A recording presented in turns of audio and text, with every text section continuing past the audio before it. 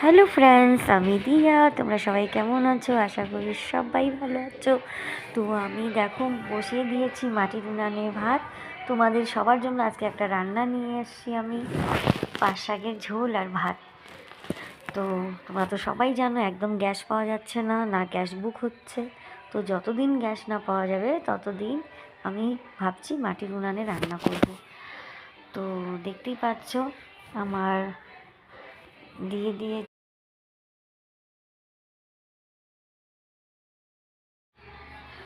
তো এখন দিয়ে দিচ্ছি লবণ। তো যখন জলটা একটু ফুটে যাবে তখন দেবো পাট শাক। তার মধ্যে আমি দিব এখন পেঁয়াজ কুচি, তারপরে দিব একটু রসুন কুচি। এভাবে তোমরা কারা কারা পাট শাক খাও বলবে।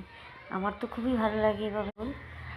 তো আর কিছুই লাগে না, পাট শাকের ঝোল আর ভাত, সাথে যদি একটু আলু ভাজি হওয়া যায় তো আরও বেশি ডবল টেস্ট।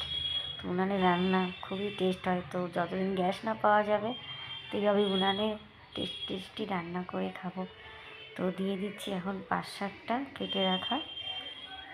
তোমরা ভাবছো এটা আবার কীভাবে রান্না করছে, তো এভাবে রান্না করছি কেন তোমরা দেখতে থাকো। এই পাট শাকটা আমি জলটার মধ্যে দিলাম, এটা খুব সুন্দর বেশ ফুটবে। ফুটার পরে তখন এটাকে আমি আবার ঢালবো, ঢাইলে বাটিতে, মানে পরে আবার কড়াইতে ফোড়ন দেব পেঁয়াজ লঙ্কা রসুন দিয়ে। তো দেখতে পাচ্ছ কি সুন্দর ফুটছে। ব্যাস এখন এটাকে নামানোর পরে এখন দিব আমি ফোড়ন। এই যে এখন যে ফোড়নটা দিব তাতে এই শাকের মানে পাট শাকের ঝোলটা খেতে ডবল টেস্ট হবে। তো দিয়ে দিয়েছি একটু সাদা তেল, কারণ আমরা সরষের তেল খাই না। আর দিব কাঁচা লঙ্কা, আমি আগেই শাকের মধ্যে দিয়ে দিয়েছিলাম। তো এখন দিব একটা ছোট্ট শুকনো লঙ্কা ফোড়ন, পেঁয়াজ দিব, একটু থেতো করে রাখা রসুন। এটা যখন ভাজা ভাজা হবে না গাইস, তখন দিব পাট শাকের ঝোলটা আমি, তখন সাথে সাথে আমি দিব। আর ফোড়নে আবার সাথে সাথে নামিয়ে নিব, বেশি ফোটানো যাবে না, তা খেতে ভালো লাগবে না। তো যাই হোক, ভিডিওটা ভালো লাগলে একটু লাইক কমেন্ট শেয়ার করে দিও, আর আমার চ্যানেলটাকে একটু ফলো করে দিও।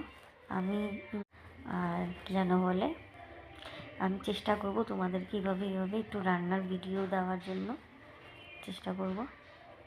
তো এই প্রথম আমি তো গ্যাসে রান্না করি, তো উনানে প্রথম রান্না করছি। তো যাই হোক।